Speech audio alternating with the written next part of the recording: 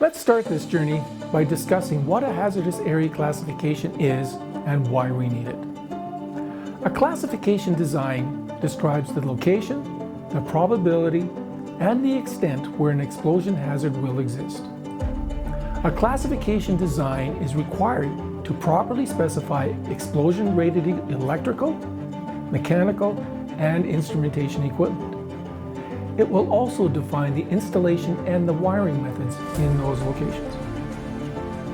It is also used to identify safe work practices in areas where an explosion hazard may exist.